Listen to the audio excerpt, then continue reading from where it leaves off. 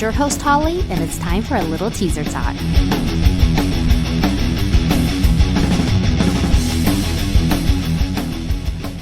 Rocklahoma. America's biggest Labor Day party is back with the loudest lineup yet. This August 30th through September 1st in Pryor, Oklahoma, with, for the first time ever, Avenged Sevenfold, Slipknot,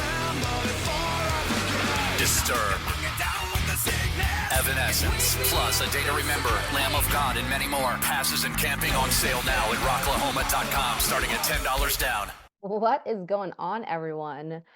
We survived yet another year at Rocklahoma. So you guys wrapped up the 18th year with an unforgettable festival. So performance from Slipknot, Disturbed, Avenged Sevenfold, Lamb of God, A Day to Remember, Evanescence, Skillet, and many, many more. You guys, there are over 75,000 fans in Pryor, Oklahoma, at America's biggest Labor Day party this weekend, or this last weekend. And I was one of the 75,000. And wow, what a time. It was super cool too. Just kind of mention some notes here that we've got from our PR people. And there was over $73,000 raised for a local, Area Foundation benefiting local charities. So that was super cool.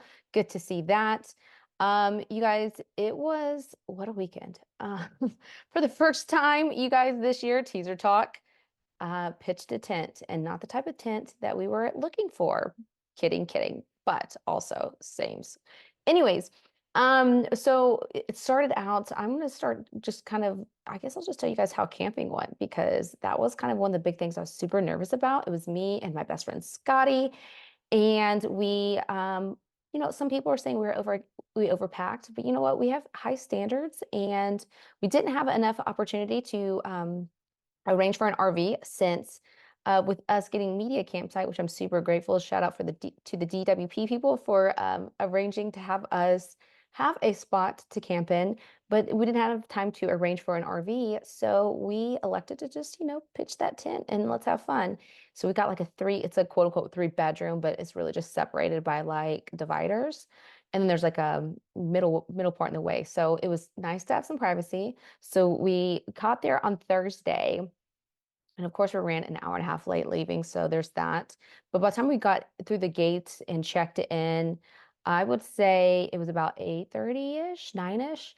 And immediately right rolling through the gates, we saw a pair of tits. So I knew, I was like, okay, we're going to see lots of body parts this weekend. When we got to our campsite, we unloaded and set up our tents. We had a tent.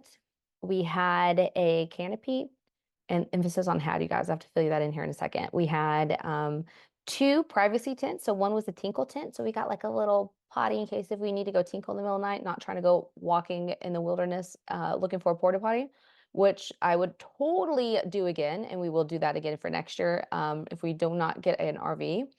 And then we had a shower tent. And let me tell you why we had a shower tent is because I started doing some research on camping at Rocklahoma. And one of the recurring themes that I saw over and over again was that people were going to the bathroom in the showers. And I'm not talking about number one, you guys. And I heard last year, I heard people were fucking in the showers. Hey, you know what? I can look past that. I can, walk right by and don't see anything, whatever, mind my own business. But for somebody going to the restroom, the bathroom, I cannot, I cannot look past. So anyways, we elected to have a little privacy shower, and then we got like this bag, like a shower head bag that holds like 5 gallons of water. So the first night we took a shower tent, and Scotty was like, what if I use all the water? I'm like, bitch, do not use all the water. Luckily he left me with some, but you guys, it was probably the most shameful shower I've ever taken in my life. The way that the hose was, it didn't like properly dispense unless you were all the way down. So I was literally on my knees taking a shower. Yeah. But anyways, the next day I was like, all right, I'm gonna go, let's get some like courage and let's just go check all these showers. You guys, it was not as bad as the internet was making it sound. Maybe they stepped it up and cleaned it better or whatever like that. I mean, Would I prefer my own home shower? Absolutely. But for campground showers, there was water pressure, there was warm water, and it was not like a million degrees. And more importantly, there was not any um, I don't know, bathroom things in the shower. So we will not be doing a shower tent next year. Just so you know, there you guys heard it first here. The showers were not that bad. So that was day one, setting everything up. And you guys, we were kind of lame. Like as soon as we didn't get done till like midnight because it was dark, trying to put the tent up in the dark. Of course, we had lanterns, but they weren't like spotlights. Anyways, we decided we were just gonna open a couple of beers and eat some ramen and call it a night. So day one officially kicked off on Friday. I had some interviews arranged. So went and checked in at the media tent and did some awesome interviews. Day one, everything, I feel great. I'm so glad I didn't go out like that night before because I don't know if I'm getting older or if I'm partying smarter, maybe both. But yeah. Anyways, so we got to interview some awesome guys like Eyebolt, we got to just a handful of other people too. We got to interview, which I cannot wait to release. Great interviews day one. But then you guys, about 3 o'clock, we got the code yellow, which code yellow means, hey, pay attention. The weather's starting to get a little tricky.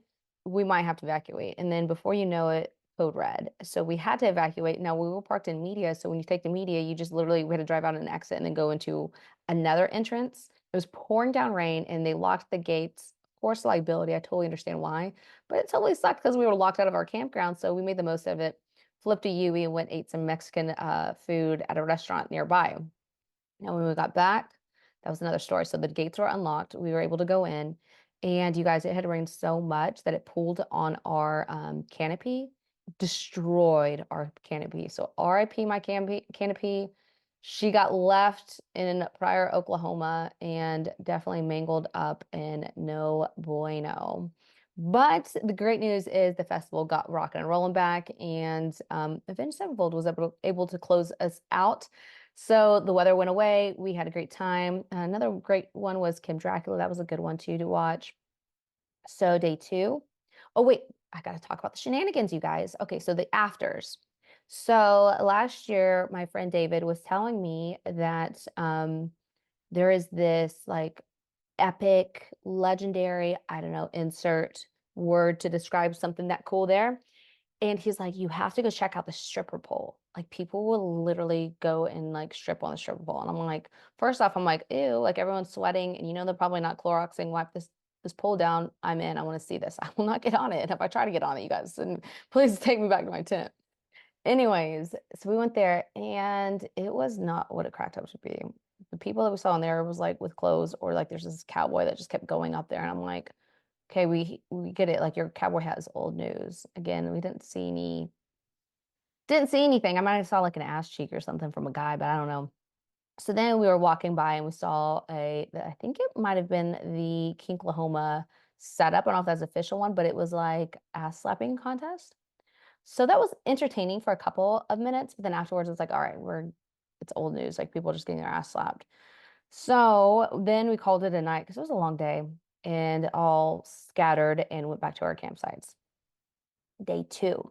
So day two, we had some more awesome interviews. Austin Mead, that was probably one of the most surprising interviews. Not that I was expecting anything bad or like, anything. I was just didn't know what to expect. Usually when I interview with these people, like I have an idea of who they are and stuff like this. And of course I'm aware of who Austin is, but I didn't get a chance to super scout out like his interview styles and stuff like that. But it was a great conversation. That's probably one of the most surprising ones just because I didn't know what to expect.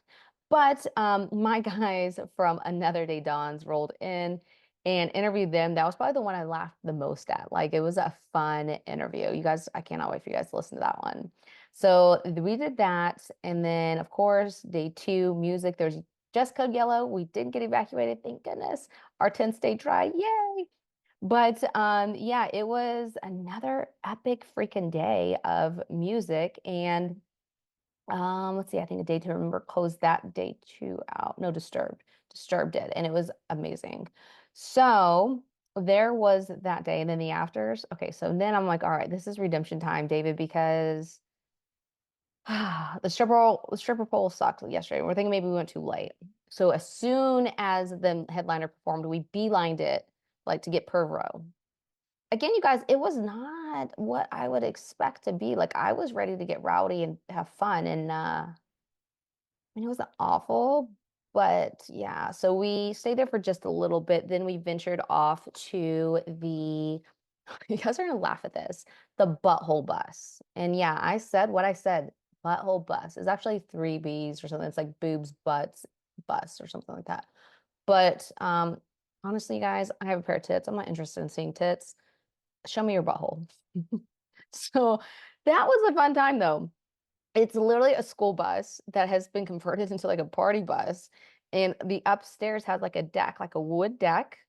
And you literally just get up there and you have a beer and you catcall and you tell people to show them your tits, show them their assholes, whatever you want to do. That was a fun time. Although I will say this, I'm not one to get motion sickness at all, but standing up there, with people walking around, it would like sway. You guys, between that and drinking and in the heights, I had to take a couple moments. Like there's a point in time I was like, all right, I need to go downstairs and get on the ground. I don't know why it was messing with me so bad. It had been maybe like a mixture of all those things. But we went downstairs and then one of the ladies there, she was walking around with Jello shots. And of course, you guys, I never want to encourage you guys to take drinks from randos, but they are an established camp, and I felt, better about getting a drink from her or a Jello shot from her than some random person walk by in the campgrounds. So I had some Jello shots, two, three, four, five, I don't know, lost count. But then she brought these little like this like black plastic bag, and you just reach your hand in there and grab something. So I'm like, oh, this is fun. Like best prize is a surprise. And I pull up this little nip, like I call little nips, but they're like the little mini alcohol bottles. And it said 99 bananas. And to me, I'm like, oh, I love bananas. And honestly, guys, I usually typically just stick to either seltzers or vodka soda. So, or tequila soda, preferably, or vodka soda. But anyways, so I was like, you know what? Fuck, I'm gonna try it. Ugh, this was the worst mistake. And I don't say worst mistakes, but it's not a good choice. It tastes like turpentine, you guys. It was awful.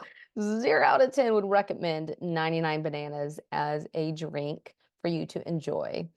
So, and I was like, yeah, I'm acting all tough. I'm like, I'm gonna finish it. And everyone's like, you don't have to finish it if it's that bad. But here I am, being a tough girl.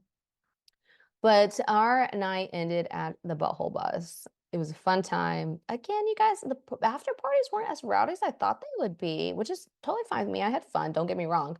But I was picturing, I don't know what I was picturing, but I had a great time. I will say day 3, I woke up moving a little bit slower than the days before. I'm telling you that 99 bananas, no bueno. I didn't have a terrible hangover, but it was definitely like that annoying headache that won't go away. And I'm like, man, I got interviews today. I can't be feeling like a bag of dicks, but it went away eventually.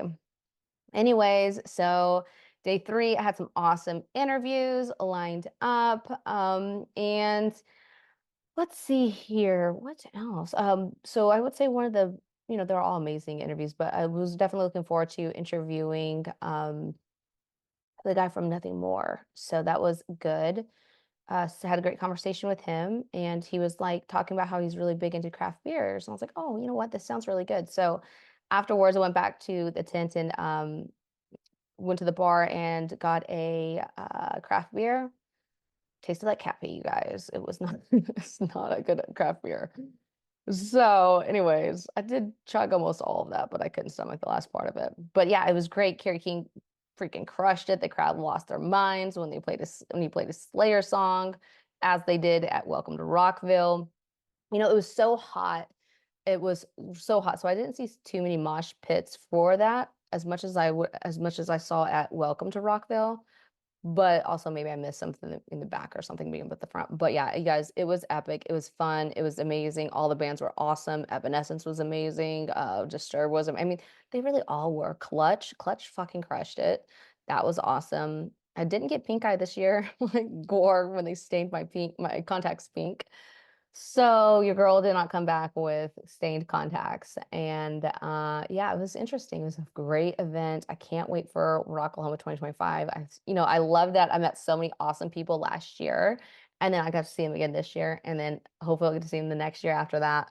But it was just great catching up with people. Like I said, my friend David, Dean was awesome. My Aussie guys, they were amazing. Daniel and Scuba Steve, they were there. They flew all the way from Australia, guys, just to come to Rocklahoma. Like, it says a lot. It says a lot about the music festival, and people are coming from other countries, especially like Australia, to come to see us. So that was awesome to see them. Vanessa, Sean, Bobby, Mike.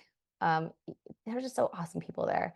And then I met some new friends too. So I had met Dakota already from Another Day Dawns when they were touring with Kingdom Collapse, but it was good to actually hang out with those guys.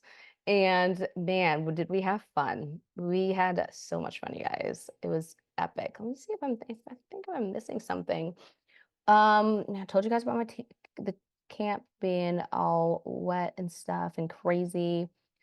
Let's see. Da, da, da, da. I don't see anything. But I guess to answer the question, the stripper pole party, was it a hit or was it a miss? In my opinion, guys, it was most definitely a miss. I don't know.